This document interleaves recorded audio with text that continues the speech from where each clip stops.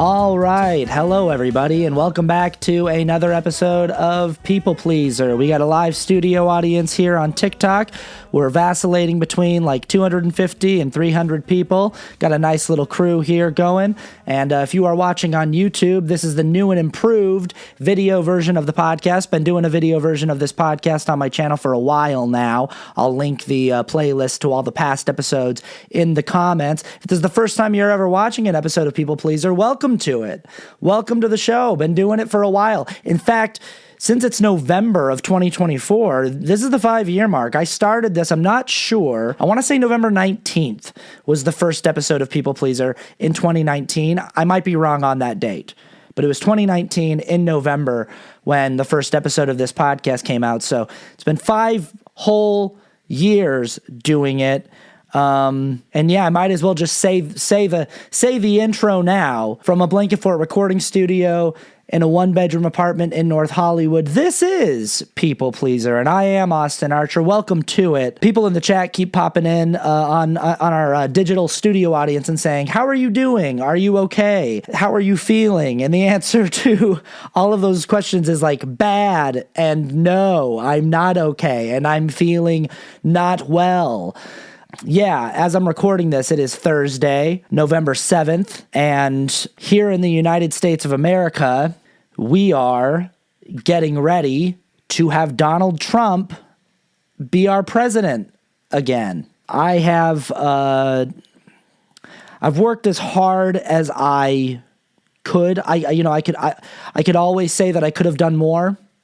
I could have attempted different tactics. I could have spoken more level-headed. I could have tried an approach where I appealed more to people's humanity and tried to be softer and kinder. I could have gone after different issues maybe. Maybe, you know what, maybe I was picking the wrong pressure points to apply my voice and my platform to. I could have tried to appeal to different demographics. You know, I had a lot of people I talked about on my episode last week with Jack about young men and how I had people from the Harris Walls campaign ask me, how do we reach young men? And I said, I don't know. And maybe I could have worked harder to try to figure that out. I don't know. When I try to take inventory of what it is that I could have done better, currently, if I'm being honest, it's hard for me to see.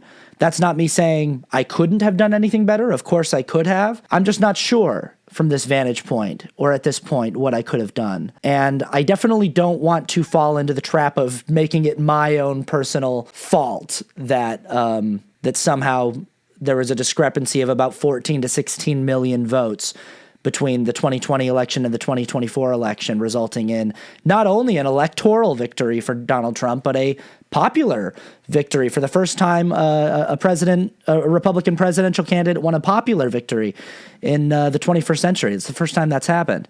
It would definitely be very self-aggrandizing, and I think I'd be suffering from pretty delusional thinking if I tried to put this squarely on my shoulders or say that it was my fault, that I should have done something better. But that being said, my comments are just loaded on Threads and on Instagram and on TikTok. And I even think here in this chat right now on TikTok, I haven't been checking, but my comments are loaded with protest voters, third-party voters, people who abstained from voting, who are gloating, who are like kind of lording this terrible national tragedy over me. You know, they seem to be saying that I shouldn't have put so much focus on trying to convince them to not do what they were doing, and I should have put more focus on somehow trying to convince the Harris Walls campaign to campaign differently, as though that's something that I could possibly have any influence over whatsoever. Obviously, my assessment of the situation was that I have a much better chance reaching voters than I do at influencing and reaching the DNC, like reaching the Democratic Party and convincing them to do things differently. I felt like I have a much better chance of appealing to individual voters and people who are more on my level and more within my reach of influence. And so my assessment of the situation was that Trump voters are going to vote Trump.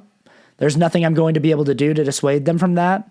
people who have been voting Trump, who voted for him in 2016, who voted for him in 2020, we're going to do that. And no video from me, no video from some beta soy boy mustachioed cuck liberal was going to dissuade them from that. And I also figured that there was a lot of people in my audience and a lot of people on the left who would understand the assignment and would vote for whichever candidate the Democratic Party put forward to challenge Trump. They would understand the threat posed by far-right authoritarian Christian nationalism and Project 2025, and they would show up to do their part to oppose that. I figured that this race would be won or lost in the margins of the conflicted voter, the undecided voter, the voter that feels morally or ethically unheard or unseen or unsure of what to do when presented with the predicament of an unsavory binary choice. And I figured that's where my efforts would be best spent in the last, months leading into the election. And all of these people that I was reaching out to have been bragging and saying, boy, it sounds like you wasted your time, doesn't it? Like, you're being real awful quiet now, aren't you? And I gotta say, somebody just said, stop echo chambering. And somebody else said, right? Totally, yeah. I gotta say, I don't know what you're bragging about. I don't understand it. I was right. Like, my assessment is I was correct. That after the dust has settled, I was right. The people who were going to vote for Trump voted for Trump. He didn't pick up new voters. In fact, he lost a million or two voters from what he had in 2020. So I didn't need to spend my time trying to, win over those people. There was a strong coalition that's in line with where Democrats vote in general in presidential elections that turned out to oppose Trumpism, and the margin was with the undecided voter, with the people who the largest margin was just the people who just decided to just say fuck it and not show up at all. And that is where this election was lost. So when people are bragging to me and saying isn't it hilarious that you spent so much energy and time trying to appeal to those people only to lose? I'm like, yeah, but the thing that I was afraid of happening is what happened. The reason why I put all of my attention and time and energy into that sector is because they were the ones that I thought were going to win or lose this. And that's what happened. That when you boil it all down, my message to these people was, plain and simply, I understand you do not like this choice. I understand the emotional basis for why you do not like this choice. I understand the ethical and moral objections you have to this choice and to this system. I did not create this choice. I did not create this system.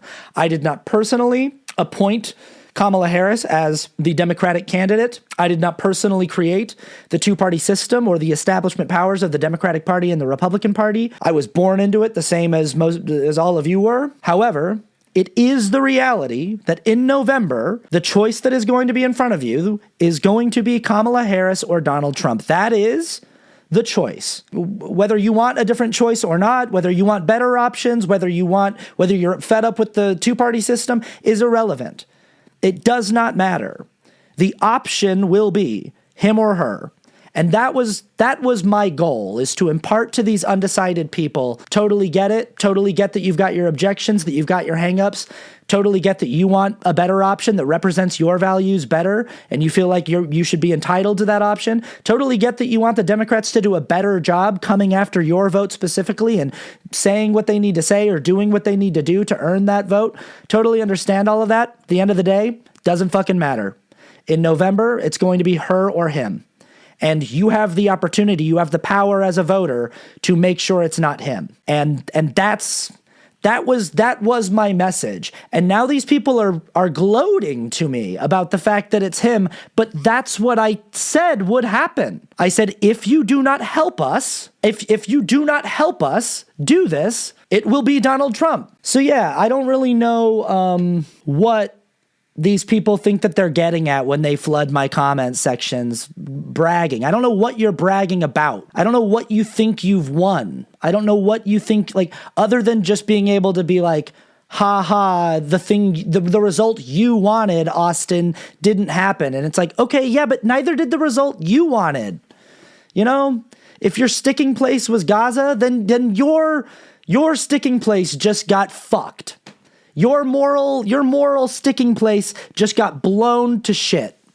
So I don't, yeah, I lost, but so did you. We all lost. Ha ha, I guess. Congratulations, I guess. It is what I told you it would be. We're going to take a look at some of the comments I got because, sometimes I get accused of straw manning or putting words in people's mouths or misquoting people. So we're just going to read. And I will say that when I do these reverse shot videos where I'm playing both characters, a lot of times I'm just doing that. I'm literally writing the script by using quotes from my own comment section. I'm trying to use the most accurate version of the argument that I possibly can, but let's just take a look at some of these. This person says, imagine if Dems spent half as much energy trying to move the party left as it sped right instead of blaming voters who were offered nothing in this election. We could have had an easy win. Yeah, I can't tell you how many times I see this whole she offered nothing. She offered us nothing. All we needed was a candidate that offered us anything at all, that got people excited at all, and she offered nothing. First of all, that's just objectively inaccurate. That's just objectively, empirically inaccurate. I got really upset yesterday. I was at brunch. I went to brunch with some friends, and we were trying to have a let's get our mind off of the fact that everything is terrible hang. And this guy who I just met that day, who knew who I was, who knew that I talked about politics online, came over to vent his frustration to me. And I was not in the place where I could hear it at that time. And he was just working through his own emotional experience. And I was trying to let him know, hey, I don't really have any answers right now. I'm not in a place where I can give an accurate inventory of what went wrong or what fell apart. But he was trying to he was just working through his own thing. But then he said this thing, he goes if she could have just said once, if she could have just said even once, just one time, said anything that sounded like she cared about Palestinian life, it would have changed everything.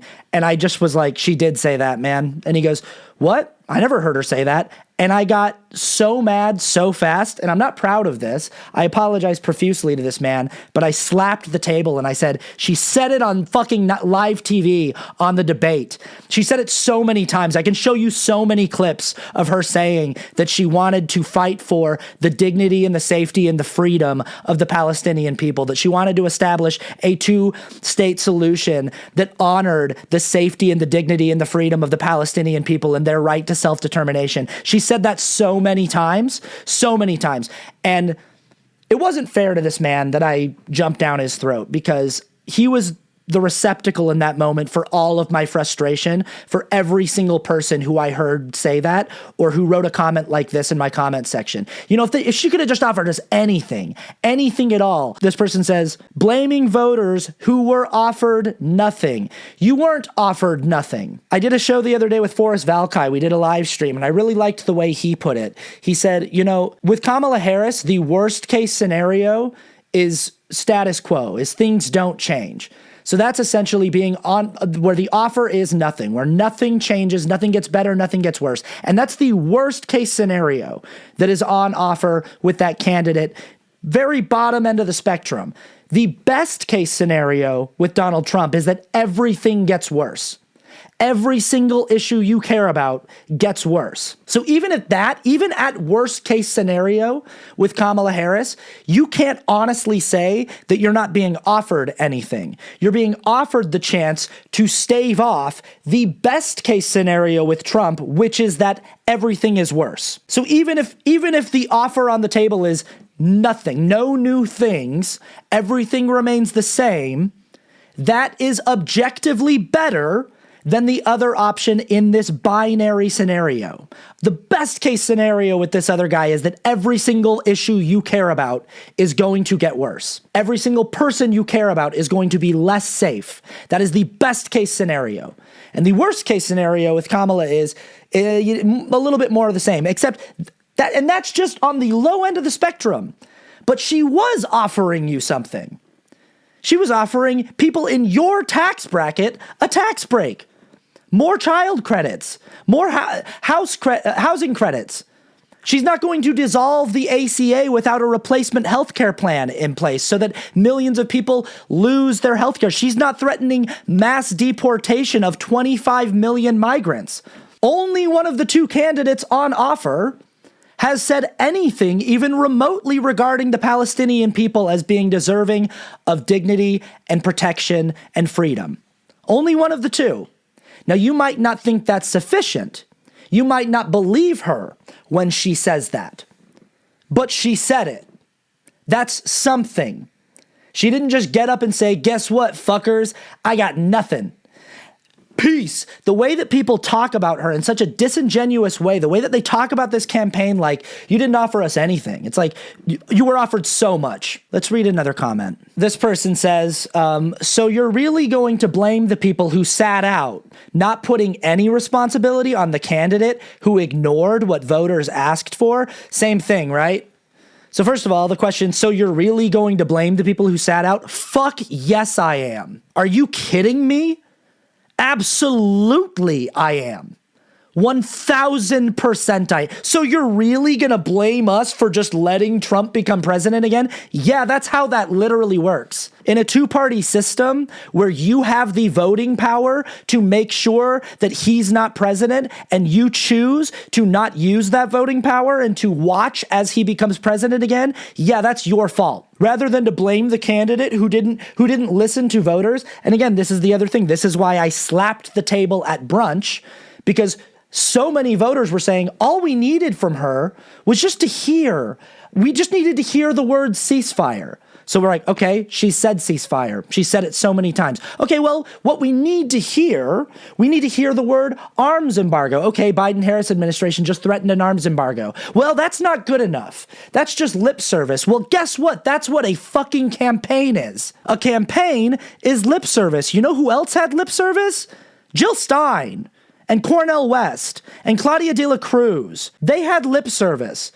Claudia de la Cruz maybe had better lip service than the other two. She at least, when she speaks, it's at least inspiring, but that's what a fucking campaign is. Kamala Harris is not the incumbent president running for re-election and defending her own policies. She is the vice president who has to walk a very thin line of trying to support the current administration while also promoting a new and different vision for a new administration. And all that can come with that in a campaign is lip service. And again, in the binary choice between the lip service that was paid toward Palestine by Harris versus the lip service that was paid toward Palestine by Trump, it's Harris if you care about Palestinians. There is a reason why Bibi Netanyahu is celebrating a Trump victory. There is a reason why IDF soldiers are in the streets shooting their guns into the air in celebration. This person says, we told Harris that what she needed to do to motivate people to vote for her. Instead, she chose to loudly and proudly endorse genocide. No, the fuck she did not. I'm not even halfway through this comment, but that's just, no, she didn't. Many of us wanted her to be elected. She ignored us. That was a choice she made. How does she feel about what she did to the country? She could have stopped it. Holy shit. Show me the clip where she stood on stage and said, I'm Kamala Harris, and I loudly and proudly endorse genocide. Holy shit. You like to talk about lip service, right? Because I can show you the clips where she talks about the humanitarian crisis in Gaza, where she talks about the need for an end to the fighting and an end to the bloodshed, where she talks about the need to ensure the safety and the dignity of the Palestinian people. I can show you those clips. But when you say loudly and proudly endorse genocide and plugged her ears and just wouldn't listen to people, I don't know what fucking campaign you were looking at, and I don't take you seriously. It might not have been enough. You might not believe her, but the options in front of you were this or that. It was her or him. And she said the things she said, and he said the things he said. And those were your options. Yeah, okay. Yeah, this person is gloating. This person wrote, oh, hey, look, Kamala lost, and it wasn't because of Jill Stein voters or abstainers. It was Kamala running the Trump 26 campaign's immigration policy and Biden's failed Israel policy. Except, yes, it was the abstainers.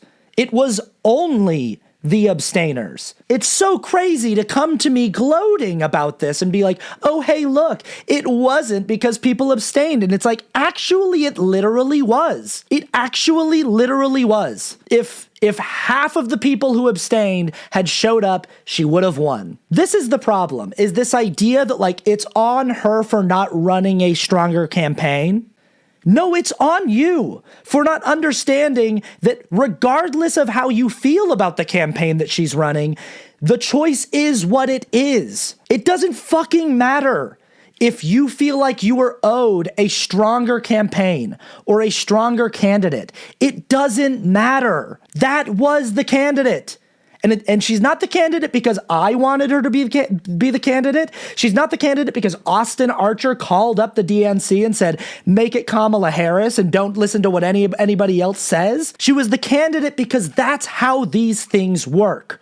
That's how they've always worked. We've just been given who we are given. You are passing the buck along to this campaign. You're saying they should have run a better campaign if they wanted my vote. If they didn't want me to abstain, they should have run a better campaign. Sorry. You knew what the choices were. You knew what was on offer. If the choice is a cup of battery acid or a cup of room temp tap water that looks kind of sketchy, you're like, I don't know where they got that tap water, but those are your options. And you're like, I don't want to drink that tap water. And if they want me to drink that tap water, they got to make it more appealing. They got to at least throw some ice cubes in there or something.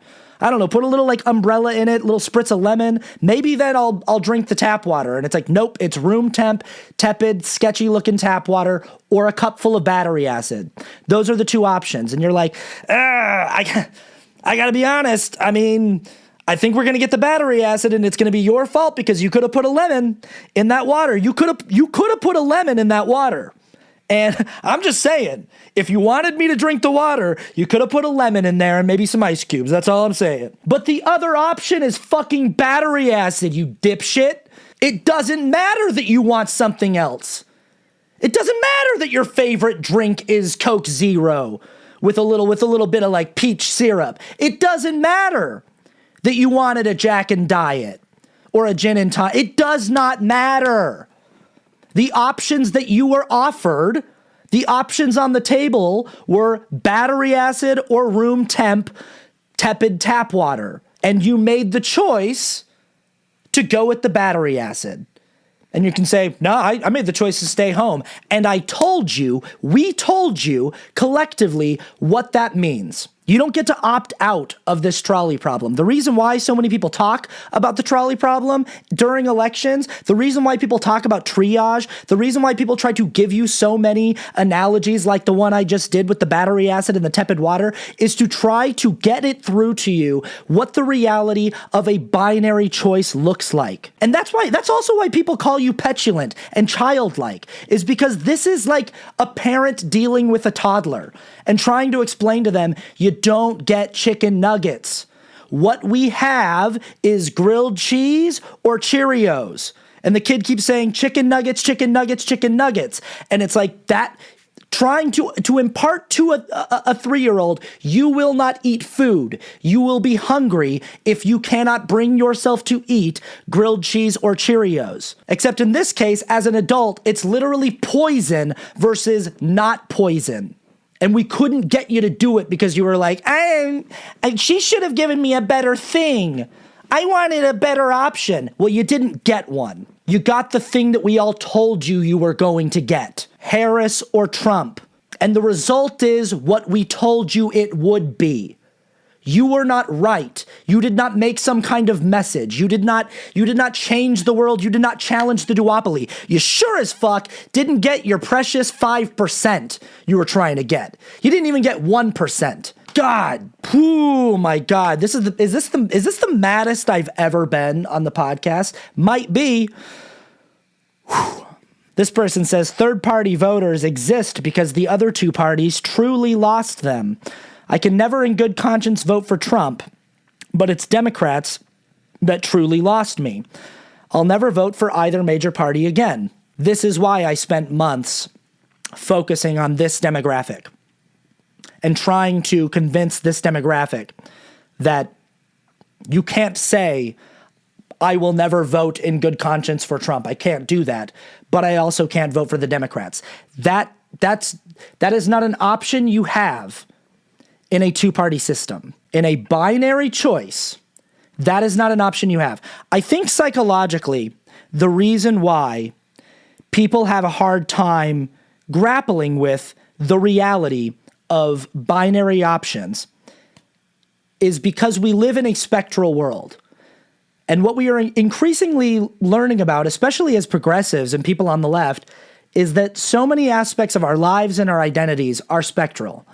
Our gender, our mental health, our sexuality, our physical health. So many things about the way that we experience the world are spectral, our likes and our dislikes, our preference for this movie versus that movie, or this food versus that food. It all exists along a spectrum. It's so rare in life that something is cold and binary, but we are offered in many situations in our lives. The reason why the trolley problem exists as a philosophical exercise is to educate about the reality of cold, hard, binary options.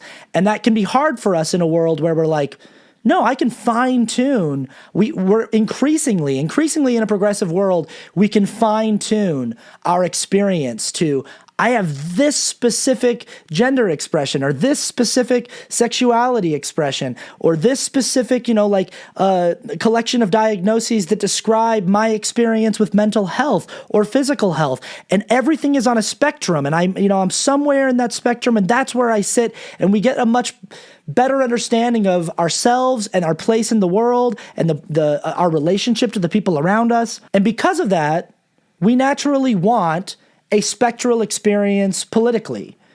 And I'm not saying that there's anything wrong with that desire. I share that desire. I understand the frustration of saying, I don't like either one of these options. I'm going to be completely honest with you. I did not vote in the first 3 elections that I was eligible to vote in as an adult. And it's because I was not wholly satisfied with either of the options on offer.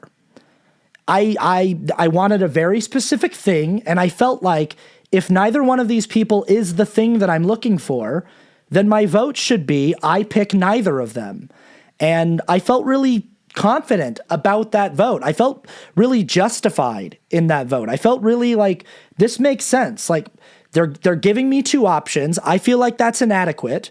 I feel like that's not enough, especially when it comes to picking the leaders who are going to govern over a country of 350 million people. And I want more options available to me. I want the ability to pick someone who aligns with my values more. And if I can't do that, I'll just abstain, and that will be my vote. I understand why you want that. I get it. I've lived it. I've been through it. It is the height of privilege and ignorance to believe that that is something you can afford to do when people's lives are on the line. I was doing it as a philosophical exercise. It was, to me, it was just purely a statement about how I felt things should be. That I felt like, no, this 2-party establishment, duopoly that owns our political system, that's not right, and there should be more options. And so I'm going to vote in a symbolic way to philosophically challenge that. It was immature and selfish and self-serving, and it was directly informed by my own political ignorance and by my own privilege as a white, straight, cisgender man.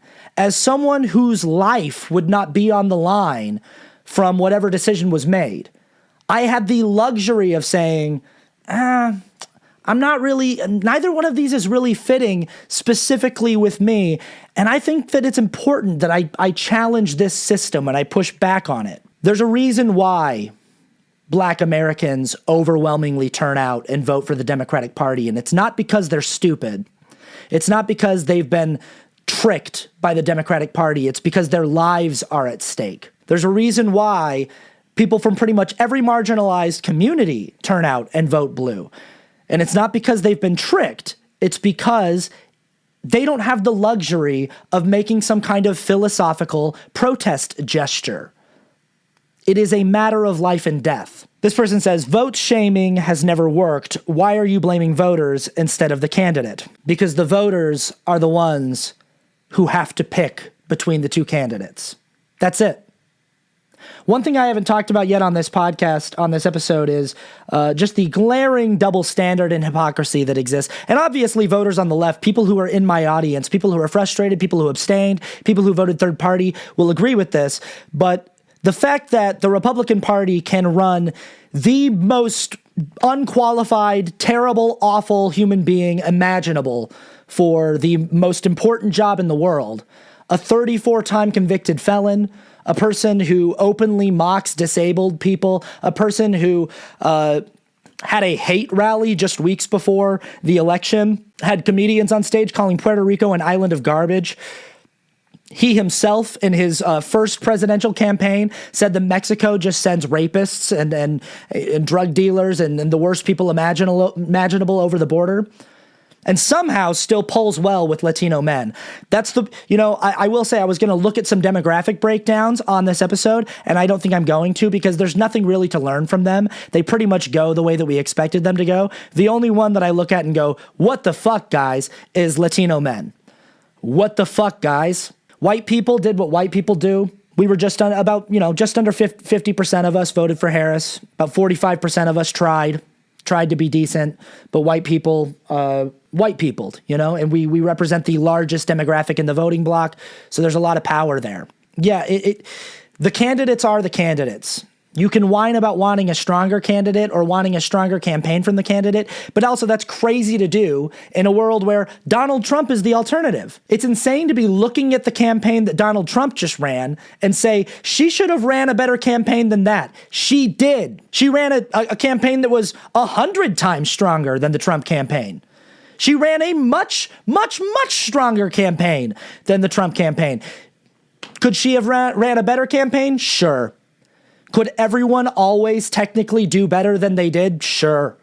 Absolutely. But it's so crazy, this double standard of saying it's on her.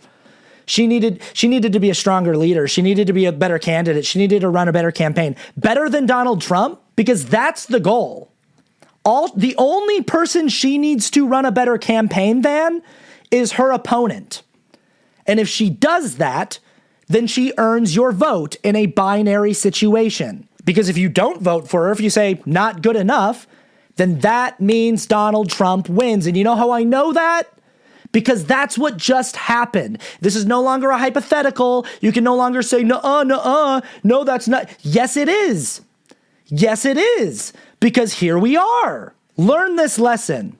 This is the lesson to learn coming out of this election. Learn this lesson. You live in a spectral world that often offers you difficult, unfair, binary choices. And you have to make difficult, unfair, binary choices that do not sit well with your spectral nature. You are a multifaceted, spectral being that contains multitudes, that is full of empathy and compassion for lots of different issues and people and communities. And a cold, hard binary option often does not appeal to that. But often in this world, you are asked to make those choices anyway. It boggles me the amount of people that are telling me that this strategy hasn't worked. This person wrote, I don't think that lecturing the electorate has been successful so far. Well, I don't think that you telling the Democratic Party, give me a better candidate, or I won't vote or I'll vote third party. I don't think that's worked so far. I saw this over and over and over again during this election cycle. I kept seeing third party voters or protest voters saying, you need to come to us. They'd say, how come you're spending all of your time trying to convince me to go where you are instead of you just coming to me? And I was like, because of math. because of how math works, because there's somewhere in the vicinity of 65 to 80 million people who will turn out and vote for the Democratic Party, and there's like less than 1 million who are going to vote for your option. So what is easier, me trying to appeal to the very small minority of voters who are in your position, who are considering abstaining or voting third party, or me trying to convince the tens of millions of Harris voters to vote for Jill Stein or to abstain? What's more likely? This idea hasn't worked so far. Neither has your strategy. Trump got the numbers he was going to get. He got the numbers he was going to get. We didn't show up. That's what happened. This person wrote, right, this was your turnout messaging for your candidate and it didn't work, and you're doubling down instead of learning. That's probably why people are giving you shit. The binary reality of American politics is not a secret insight you've uncovered. All over the country, people stayed home because this is all you had to offer them, and sadly, to all of our peril, it was not enough. Yeah, so I'm going to address this sentence here. The binary reality of American politics is not a secret insight you've uncovered. I'm aware of that, commenter. I am aware that the binary reality of American politics is not some secret reality that I just stumbled onto because of my big, good brain. It is, in fact, a very obvious, plainly observable, objective reality that I was pointing at and saying, look at that. That is what it is. Please don't ignore that. Please don't pretend that that very obvious fact is not a very obvious fact. I am not the one who is doubling down here on my stupidity. The thing that I said would happen when I was pointing at that very obvious, observable, objective reality that I was saying, regardless of what you want the American political system to be, regardless of who you want your candidate to be, your choices will be Harris or Trump. And based on what you do, it will be one of those two people. And then that is exactly what happened. So I'm not doubling down on something I was wrong about. I'm reiterating something I was objectively correct about. You are doubling down that somehow things would have been different if we had all just gone harder for your losing strategy. And again, this thing, all over the country, people stayed home because this is all you had to offer them. And sadly, to all of our peril, it was not enough. This is not all I had to offer them because that was my choice. This is not Austin Archer's offer to the American people. This is not Walter Masterson's offer to the American people. This is not, Pearl Mania's or Good Troubles or, Booker Squared or any of the other political influencers you might follow. I Am Legally Hype, Jolly Good Ginger. This is not our offer to the American people. This is not the offer that we made. The reason why this is the choice we were presenting with you is because this is all that there was to offer. We didn't all get together in a room and go, what do we think a good offer would be? Like one or the other, or should we offer like ranked choice voting or more choices? We were telling you this is the choice. It doesn't matter what I think. It doesn't matter what you think. It doesn't matter what anybody thinks. It doesn't matter what you want. These are the options that are on offer. I do want to go to this question of was her campaign actually that bad? Because, man, these people really do speak with a lot of confidence of should have had a better campaign. And I will say, all she had to do to have a winning campaign was have a better campaign than Donald Trump. And she did that. She accomplished that. But also, I just think that so many of these people weren't actually paying attention to the specifics of the offers in the platform. It's not a bad platform, and it was not a campaign, or not a bad campaign. I actually followed the campaign and watched it very closely, and very regularly, when voters would say they wanted something, it would show up in their messaging within a few days. It was so frustrating to watch them continually capitulate to what their voters were saying they wanted, and then having those same people either move the goalpost or pretend they didn't hear it. And just be like, well, boy, if they would just say something about this issue. And it's like, well, they just did. They just did. So there's one other thing I want to talk about, and then I'm going to get into the comments over here on our TikTok live stream. And this is something I'm not sure, I don't know what this means for the future of American politics, but there's something that happened in this election. Now, again, Donald Trump did not pick up new votes, but he kind of killed us with men, white men, and young men. And when it comes to my own personal role in this election cycle as a political messenger, influencer who talks about politics on the internet, I really don't know what to do. I don't know how people like me are supposed to compete with Elon Musk doing $1 million giveaways and spending hundreds of millions of dollars in ads for Donald Trump. I don't know how we're supposed to compete with Joe Rogan and the reach that he has and the stranglehold that he has over men. I've been saying this for years, but it is, the right loves to complain about how the media is biased and has a left-wing bias and how, Hollywood is all biased and leans left. No, Hollywood has a capitalist bias. The media has a capitalist bias. And when it comes to who has more money and power and influence and the ability to spread their message far and wide, we're getting killed. The left is getting absolutely decimated. There's been a lot of talk in this election cycle. I get a lot of comments from people asking me how much money I make. I get a lot of commenters saying, "Are you getting paid to do this?" All I'll really say about that question is, yeah, this is my full-time job, and it's been my full-time job for 5 years. Sometimes I have to find different ways to make money. I'm an actor, a professional actor, so sometimes I act in commercials or TV shows or movies. I'm a musician. Sometimes I write songs that get, picked up for sync licensing, and I get a little money that way, or I'll sell a record or two on my Bandcamp. I got a Patreon. I've got people who, subscribe to a monthly service to help me do what I do.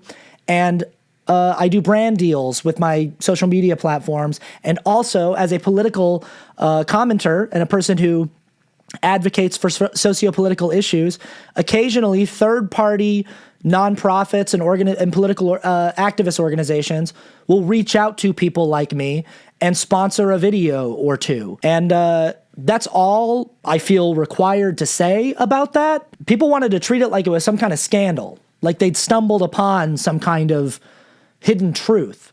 But yeah, it's my job.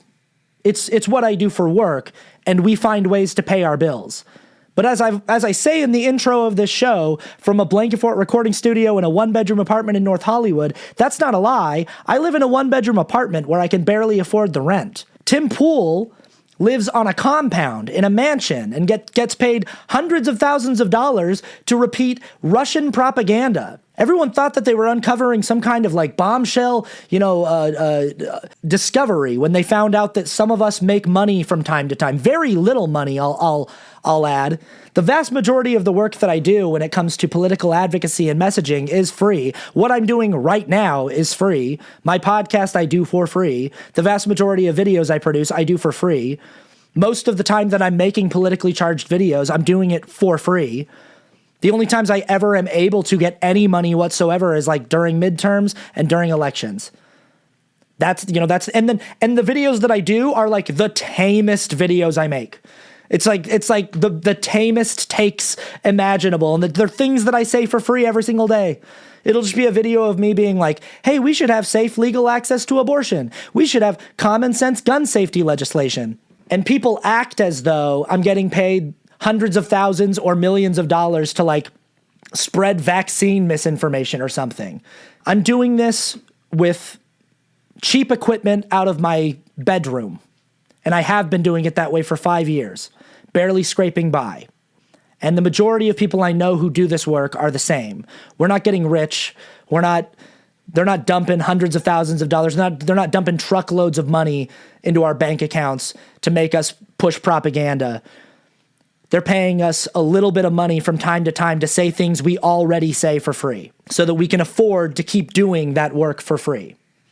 And personally, I find the idea that the only way our work can have any credibility is if we exclusively do it for free. I find that idea to be repugnant and wildly offensive. How dare you, A, think you're entitled to know what's in my bank account and who pays me, and B, how dare you think that my work has no merit unless I don't get paid for it. If you're worried about people getting paid to like spread misinformation or spread propaganda, don't look at the left. It's the right that's doing that. We're getting killed by these people. They have so much more money, so much more influence than us, and I honestly don't know how to compete with it. You should be glad that the few of us that get paid what we do get paid at all, so that we can at least have some kind of voice in the fight. Because if we weren't making money at all doing this, then we would have nothing. We would have basically no reach whatsoever and no influence whatsoever. So the funny thing is, it was a lot of Jill Stein voters who thought that I was getting paid to message about Jill Stein and to talk shit on third-party voters. I didn't get paid a single cent. The third-party voters were all in their tinfoil hats thinking that, like, everybody kept saying that I was making, like, $15,000 a video to shit on Jill Stein. Didn't make a cent. Did it for free because I didn't want third-party voters and protest voters fucking up the election. I thought it was important enough to do that work for free. And I would do it all over again if I could. I'm going to do what comes next last. Let's go to some comments over here. Bloom Boy says, don't just focus electorally. Dems have proven incompetent. Work with your communities. Work within your communities. Absolutely. Community is going to be incredibly important while we heal and try to organize and strategize for next steps. But make no mistake, in the midterm elections, you are going to be voting between Democrats and Republicans. Again, you are not going to be voting for a viable green ticket. And if another presidential election comes around in 4 years, and I don't say if lightly, I say that seriously, if another presidential election comes around and you have an opportunity, you are going to be voting between Democrats and Republicans. And I will say I take a little bit of issue of this Dems have proven incompetent thing. I would say it is the electorate that has proven incompetent time and time again. I would say that an electorate that cannot recognize the clear, evident difference between what is on offer with a Donald Trump presidency and what was on offer with a Harris presidency, I would say that is a failure of effort, of intellectual effort by the electorate. Not a failure by the Democratic Party. If we show up, we win. Period. And everybody wants to pull up all the demographics and show you how people voted in which regions and which age ranges. But it comes down to this. If we show up, we win. We didn't show up. And if you want to say, well, that's the Democratic Party's fault. They're incompetent. They should have ran a better campaign. Could they have ran a better campaign than themselves, than the campaign that they ran? Sure. But in the binary choice, the only thing they needed to do was be better than their opposition, and they were. Significantly, objectively, in every single category, they were better. They had a better platform in every single category. If we show up, we win. Marley says, Harris would have been a stagnant choice. Trump is leaps backward. Choice is obvious, even if imperfect. Yeah. Like I said earlier, quoting my friend Forrest Valkai, the worst case scenario with Harris is stagnation, is nothing much changes, status quo, everything more or less stays the way it is. Which, to be fair, not the worst thing imaginable. Our economy has been trending upwards and recovering faster than any other of the, wealthy developed nations in the world from the pandemic. We have had a kind of record-breaking economic recovery, and if the status quo of that stayed on track, that would not be the worst thing imaginable. If the status quo of the ACA stayed on track, obviously I would like a better healthcare plan eventually than the Affordable Care Act. But the Affordable Care Act is a better plan than just no plan, which is what we're going to get with Donald Trump. So even in a situation where things more or less stay the same, which is not ideal, it's better than the best case scenario with Donald Trump, which is everything gets much, much worse. Battery acid, tepid, sketchy, room temp tap water. I don't like that tepid, sketchy, room temp tap water. I'd feel a lot better if it was like a cool Sprite or a nice cold beer. Or, if you could just spruce it up a little bit with a lemon. Could you? No? That's all that's on offer? Okay, I'll take the water over the battery acid, please. Because I'm not a moron. Yeah. And then somebody, Snap Crackle Pop Tart says, but the water wasn't sketchy at all. I agree. I don't think that the water was sketchy at all. I actually think that Kamala Harris was the strongest candidate that I've seen since Barack Obama.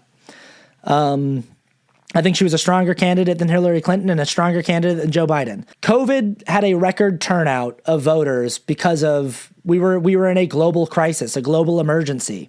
And we also had so much more access to early voting and mail-in voting. But what COVID should have shown the American people, and especially people on the left, is the simple reality that when we vote, we win. We win overwhelmingly. One thing that hasn't been touched on in this conversation, and I take full responsibility for this, I should have mentioned it earlier, is the misogynoir in place of all this, the misogyny and the racism. If you try to pretend like that's not an issue in this election, you're not being honest. It obviously is. There's obviously just a problem with the fact that the country, it just wants a man.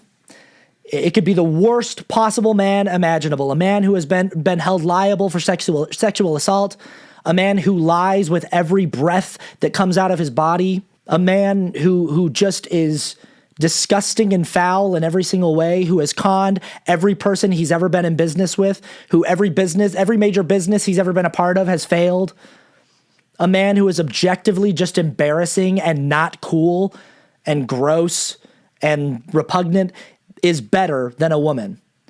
And a woman of color, forget about it. If I owe anybody an apology, it's when she first announced, there were a lot of women of color online who were posting things like, the country's never going to let this happen. They're never going to elect a black woman. And I quote posted a few people on Threads and said, is it okay if I come back and gloat when you're wrong, when we elect her? I was so confident. I was like, is it okay? Because I thought this would be a good thing to gloat about, to be like, I could totally get why you thought that no one was going to elect her, but I really think we're going to, and it's going to be awesome. And they were like, sure, by all means. And I'm here today to say, I am so fucking sorry. I'm so sorry that as a white man, I allowed myself to get caught up in the hype and I was blinded to the obvious reality of this country. I dropped the ball on that one big time, and I'm really sorry. Rebfem says they will realize their mistake, including the casual Trump voters. It will be too late. My biggest fear is that they won't. Again, I go back to this thing of is it a failure of the Democratic Party? Is it incompetence on the part of the Democratic Party? Or is it a failure of the electorate and incompetence on the part of the electorate? I am worried that the electorate doesn't have the ability to learn the proper lessons. Now, I gotta say that it's so hard when we talk about stuff like this because about 68 million of us did show up. That's not a small number. It's way more than the people who did show up. It's, but there's a 15 or 16 million vote swing from 2024 to 2020 of people who didn't show up, who did vote 4 years ago, who didn't vote now. But those numbers were an anomaly 4 years ago. Normally, it's about this many people who do show up for Republicans and Democrats. And what we normally also have is about 60 million registered voters who never show up. So there's tens of millions of people who just never, ever participate. And they never seem to learn the lesson.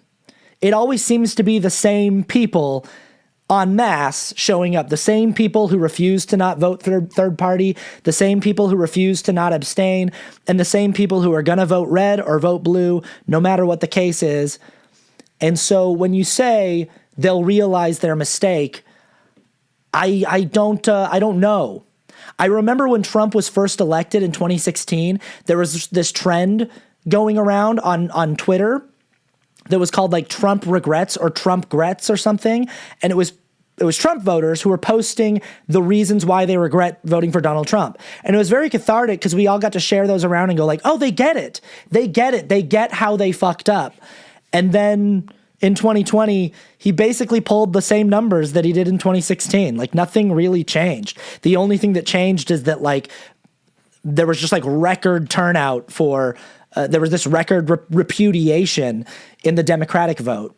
And then he's basically held pretty much within the margin of a million or two he's basically held his spot over the last 3 elections. So when we say they'll learn, I don't know. I don't know that they will.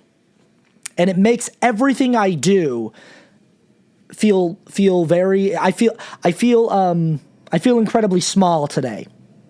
Right now, this week, I feel like I've expended so much emotional energy on something that I don't know if I'll ever actually be able to affect in any meaningful way. But I also don't know how to just stop caring or stop trying. Bearded Musings says, do you think the reduction in voters was a result of apathy or voter suppression? Honest answer, most honest answer, no idea. Speculative answer, I think it's both. I do think that there is a lot of, and like I said, messaging from the left when it comes to spending on messaging on social media and, like platforms, there's so much more money in right-wing messaging and right-wing propaganda than there is on the left. Like, we're operating. I wish I could talk about money in politics more, just so that people understood, like, yeah, I know that these two parties have corporate interests and they have corporate sponsors that are dubious and make you very wary of them. But the foot soldiers on the ground, the people like me, we're a grassroots movement, dude. Like, we're operating with so very little. We're operating with like 99% just passion and heart. And we're getting very, very little money to sustain us while we do this work. Meanwhile, right-wing talking heads and social media personalities work from studios. They work from $1 million studios with like budgets, and they get paid millions of dollars a year to host their podcasts and their YouTube shows. And that's why, like, when you watch right-wing media on YouTube or on social media, it's so much like more professionally produced than the stuff that we do, because they actually have money. And yeah, they work with like Russian agents. And there's a reason why the Republican Party was like pro Jill Stein and pro third party. They recognize the benefit that Jill Stein and the third party poses to their movement. And in terms of voter suppression, they want voters to feel disenfranchised and discouraged. And so there was a lot of messaging that I think discouraged and disenfranchised people that leads to voter suppression. But also I do think that there was just some apathy. And I also think that there was a good amount of that was a protest, that was just like, nope, I can't in good conscience support either candidate, so I will stay home. I think it's a combination of factors. I will say on the level of misinformation and voter suppression that I wish people could get a better grasp of is in the Electoral College, which I do think should be abolished. I do think the Electoral College is largely undemocratic, and I'm saying that in a election where Donald Trump didn't just have an electoral victory but a popular victory. He won it both ways. But the Electoral College does have a lot of problems, obviously, and just shouldn't be a thing. It should be, at least at the federal level, it should be one vote, one person. But that being said, one of the most pernicious and successful lies of the Electoral College, and this is deliberate propaganda that is fed to voters, is that if you are in a traditionally blue or traditionally red state and you are a voter who votes against what that state normally does, you shouldn't even bother showing up. And this works way better on blue voters than it does on red voters. Red voters in California turn out. They show up. They know that California is not going red, but they show up and they vote. They show up. But in red states, where I'm from, Utah, Indiana, Oklahoma, Texas, Florida, blue voters get so discouraged and so disenfranchised and feel like there's no point in showing up. And again, when you look at the margins in these races and you look at like the numbers of registered Democrats in these states that didn't bother showing up and voting, you see again and again and again that these states absolutely would have been in play if people would have just shown up. And I really wish there was a way for us to get that information out there, that even in the undemocratic Electoral College, your vote still matters in a swing state. Or not in a swing state, in a spoken for state. Every state can be in play if people just show up. I don't know. And I don't know how to get that message out there because I'm not Joe Rogan and I'm not Ben Shapiro. I'm not I don't have my own media network called the Daily Wire. I don't know how to combat the massive wave of highly funded disinformation and propaganda that we are competing with. Yeah, this person must have just shown up. This is DangerMan5000 wrote, "Too bad Kamala ran such a centrist platform with basically zero leftist policies."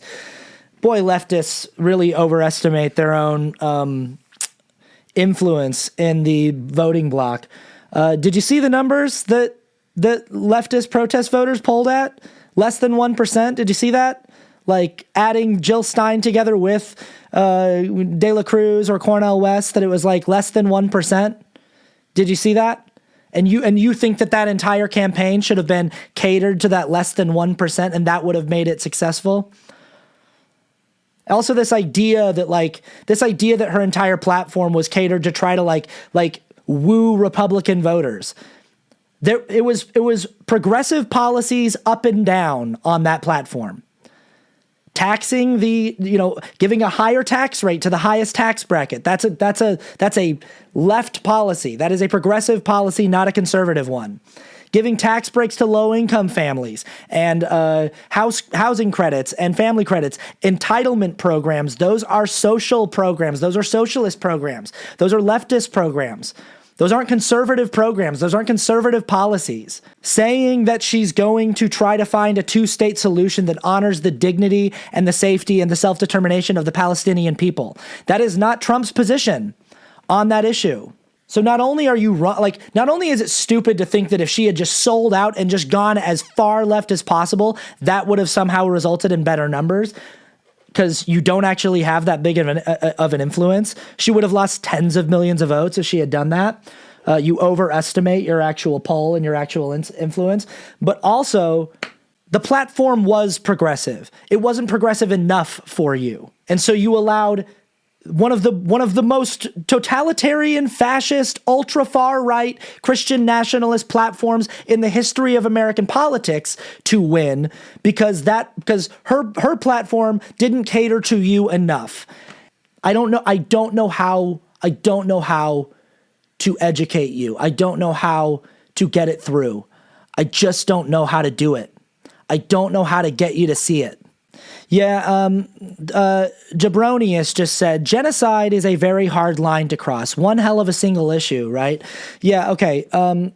So let's talk about this a little bit. Let's talk about the genocide. I said earlier in the episode that I wanted to read comments directly so that I can't be accused of misquoting people or straw manning people.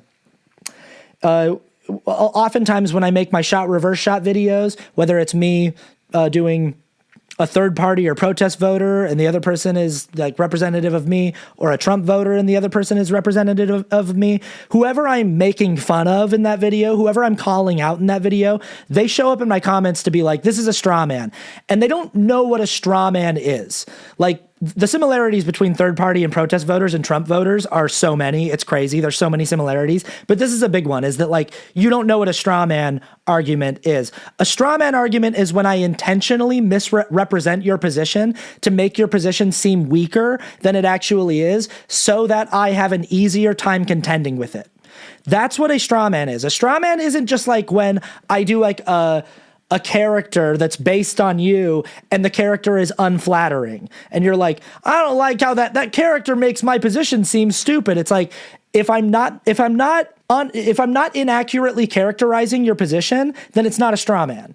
If the position is correct, if I'm using direct quotes from the people from your movement, if I'm doing everything I can to contend with the argument as it is accurately portrayed to me, then it's not a straw man.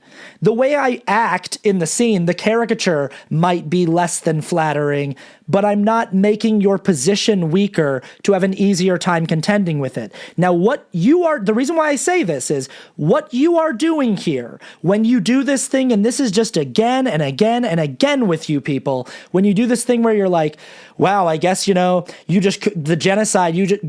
wasn't a hard line for you, huh? When you frame the conversation as though it is pro-genocide versus anti-genocide, that is the textbook definition of a straw man. I need you to hear this. You are straw manning when you do that, because it never has been my position that we should vote for Kamala Harris because we want more genocide. That is not the position of any Harris supporter. It's not Kamala Harris's position. It's not, her platform was not, hey, more genocide 2024. Keep the genocide going 2025. That is a mischaracterization of our position.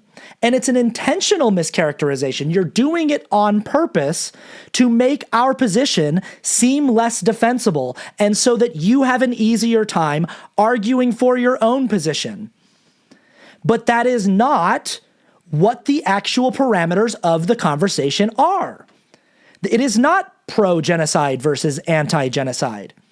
It is two people who are disgusted by what is happening in Gaza with conflicting strategies on how to best help and resolve that situation. We believed that in the binary reality of Trump versus Harris, Harris represented the best possible chance at negotiating some kind of harm reduction for the people in Gaza. That was our position. Not that what is happening in Gaza is good and we want more of it. Our position was it's bad, and we believe we will have an easier time fighting for the dignity and the safety of those people under a Harris administration than we will under a Trump administration. That is the honest disagreement.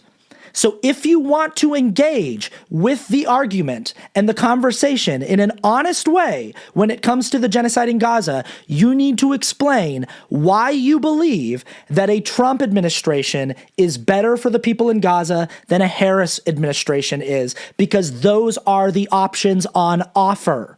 And every time you do this, every time you try to say, well, sorry, you guys couldn't meet us on the genocide thing, it's like, that's not, you're straw manning. You are not being honest. You are not engaging with the conversation in an honest way. You can go watch hours and hours and hours and hours of my videos and try to find me once defending what's happening in Gaza. All I've done for a year straight is, in the most strong language I possibly can, absolutely rebuked everything that the Israeli government and the IDF have done over there. That's all I've done. Is just called it an absolute humanitarian disaster, one of the worst humanitarian crises of my entire life, expressed nothing but sorrow and sympathy and empathy for what's going on there, and then tried to figure out a viable strategy for how I could best help. And in a binary scenario, in a presidential election where I'm offered this or that, Trump or Harris, my estimation was that Harris was unequivocally the safer bet for harm reduction. What was apparent to me was, if it's not her, it's going to be him, and he will be worse. And now it is him, and you're going to get to witness what happens next, and you're going to keep telling yourself, well, I didn't do this because I refused to participate. But you did do this. It is on you. If you are honest about what actually happened, we told you, and we told you, and we told you, and we told you that you don't get to just wash your hands of this. You're already complicit.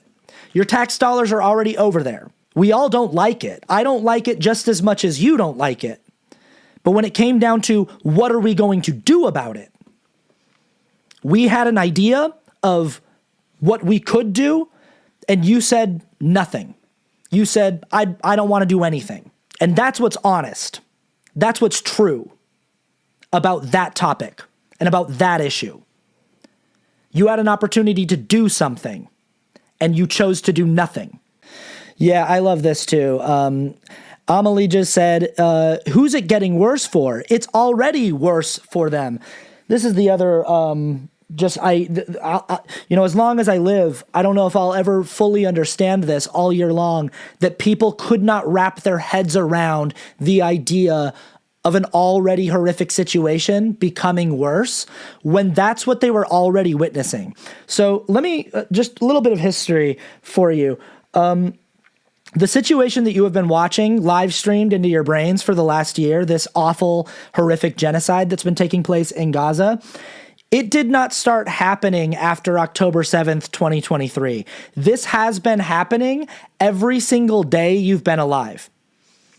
I'm going to say that again because I genuinely don't know if you're aware of this. This has been happening every single day that you've been alive, every single day of your life, every birthday party you've ever gone to, every family vacation you've ever gone to, every time you went to Disneyland, every time you went to a comedy show and laughed at a comedian, every single time you had a picnic with your friends and had a nice afternoon, every single day, your tax dollars were funding the ethnic cleansing and apartheid state of the colonialist project that is the country Israel.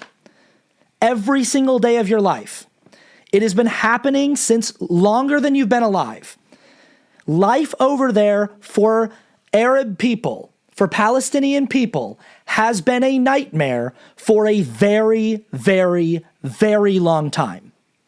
It is so when you ask the question, how could it possibly get worse when it's already bad? Let me tell you what it was like before October 7th. Communities separated by giant concrete walls with automatic machine gun turrets on them that would shoot people for trying to cross those walls. A fully government-sponsored apartheid state that is ethnically split, where the rich and wealthy people who live on the hills are an invading colonial force who has overtaken neighborhoods that did not belong to them, bulldozed communities to the ground. They dump their trash on top of people's heads. Israeli citizens dump trash onto Palestinian people's heads. And it's been like that my entire life. They've been living in that state in an open air prison for decades. And you ask the question, how could it get worse? And now you're seeing it get worse. This whole last year, that's what worse looks like. So it was a very, very, very bad situation that got worse. This idea that bad things can't get worse is so unbelievably ignorant and short-sighted, and I just don't know where it comes from. I don't know who told you this. I don't know what you are observing in the world that you don't believe that a bad situation can get worse. That is your rationale. That you watch something like that and go, well, there's no way that could possibly get worse. Yes, it could. And yes, it will. It can always be worse. In fact, anytime someone like you asks that question, how could it possibly get worse? You're almost invoking something cosmic in the universe to ensure that it does. It's literally like the joke from Young Frankenstein when Igor says to the Dr. Frankenstein, he goes, could be worse, could be raining, and then it starts raining. Like when you ask that question, when you go, how could this possibly get worse? You're almost guaranteeing that we're about to find out. Yeah, Jessica just said 1 million dead people. That's horrific. 5 million dead people. That's worse. And it is. Jack, who was on my podcast last week, said something in his video about voting ethics that I really liked. He said, if you bomb 1,000 houses and somebody else bombs 100,000 houses, those two people are guilty of the same crime. The severity of the crime is the same. You have leveled entire communities and killed entire families. You are a murderer in either case. The difference between those actions is felt most prominently and profoundly understood by the 99,000 people, the 99,000 families in between those two numbers. So yes, 100,000 homes being leveled and 1,000 homes being leveled, it almost seems ridiculous to try to make some kind of moral parsing between the value of those two. It's like, either way, that's terrible. Either way, that's awful. Either way, whatever's going on there is a war crime, is a crime against humanity. But the difference is absolutely felt. The distinction is real for the 99,000 people who are spared in the 1,000 home scenario. It is impressed, or it is, sorry, somebody wrote impressed and I read it on the screen. There is a difference for them. And the 100,000 home scenario is worse than the 1,000 home scenario for them. And none of the people who it's about to get worse for in Gaza, none of these people who are going to see an escalation of violence from the IDF are going to be thinking to themselves, boy, I'm sure glad that those protest voters in the United States held to their guns. I'm sure glad that they stuck with their morals. I'm sure glad that that genocide was a hard line for them. I'm really glad. They're not going to be thinking that. They're not going to be thinking that's really cool that those white people in America, had a hard line. At least they didn't. They sent a symbolic gesture that meant nothing. And now even more of my family and more of my communities are being bulldozed. But at least they didn't jeopardize their morals. At least they didn't jeopardize their ethics. I'm just happy about that. This whole stupid, again, who the rebel? LOL, as if Kamala and Joe aren't doing that. Again, you just don't you just have no concept of how a thing can be worse. Do you? You just have no concept of it. You have no concept of how disastrous it would have been in the middle of a presidential campaign for the Biden-Harris administration to sever its ties with Israel. Like, you have just no concept of that. And yet, every credible reporter who saw Kamala Harris meet with Benjamin Netanyahu said that he did not like the meeting that he had with her because she was so forceful with him. Joe Biden said, hey man, we're going to do an arms embargo if you don't ease up.